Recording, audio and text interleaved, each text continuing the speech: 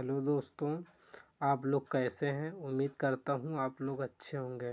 दोस्तों, आज हम बताएंगे आप लोगों को कि टूल इंजीनियरिंग क्या है, टूल इंजीनियरिंग क्यों है और टूल इंजीनियरिंग कैसे होता है, मैकेनिकल प्रॉपर्टी क्या होती है, मैकेनिकल प्रॉपर्टी के गुण क्या क्या होते हैं।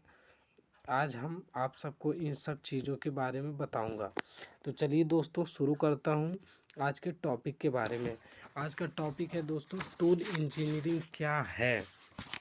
टूल इंजीनियरिंग टूल इंजीनियरिंग एक ऐसा विषय है जिसके अंतर्गत हम विभिन्न मशीनन प्रक्रियाओं में प्रयुक्त कटाई औजारों, उनके पदार्थ की ज्यामितीय संरचनाओं, उपयोग तथा विशिष्ट उपकरणों जैसे जिग एवं फिक्सचर इत्यादि के बारे में विस्तार पूर्वक अध्ययन करते हैं।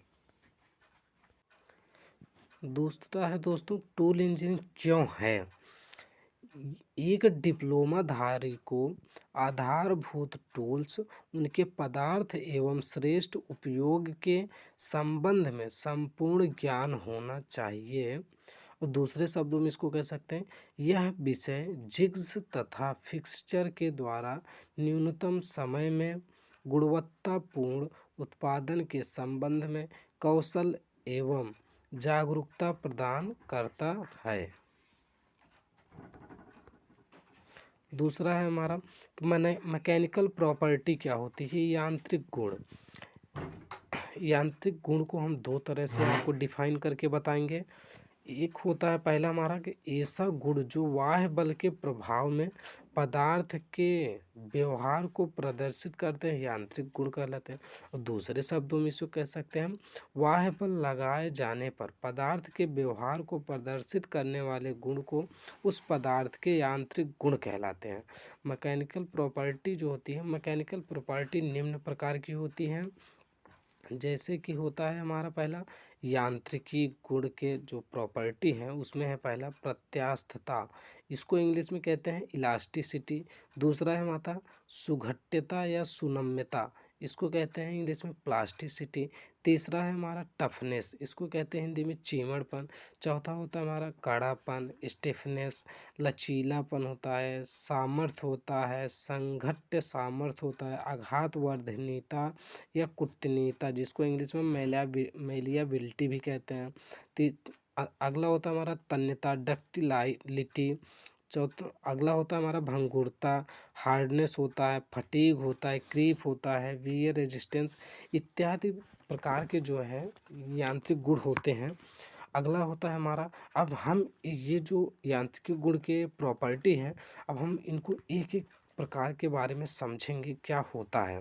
पहला है हमारा प्रत्यास्था, जिसको हम कहते हैं इलास्टी। इलास्टी हमारी क्या होती है, किसी पदार्थ का ऐसा गुण जिसमें बाह्य बल लगाए जाने पर पदार्थ में विकृति उत्पन्न होती है, बाह्य बल को हटाए जाने पर पदार्थ आंशिक एवं पूर्ण रूप से अपनी प्रारंभिक अवस्था में वापस आ जाती है।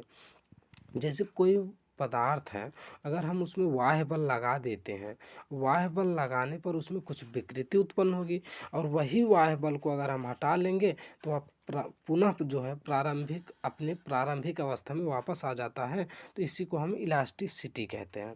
दूसरा है हमारा सुनम्यता, सुघंटता या प्लास्टिसिटी।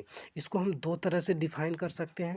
पहला हमारा, किसी पदार्थ का ऐसा गुण जिसमें बाह्य बल लगाए जाने पर पदार्थ में विकृति उत्पन्न होती है तथा बाह्य बल को हटाए जाने पर पदार्थ आंशिक या पूर्ण रूप से अपनी प्रारंभिक अवस्था में वापस नहीं आ पाता है तथा उसमें अस्थायी विकृति उत्पन्न हो जाती है।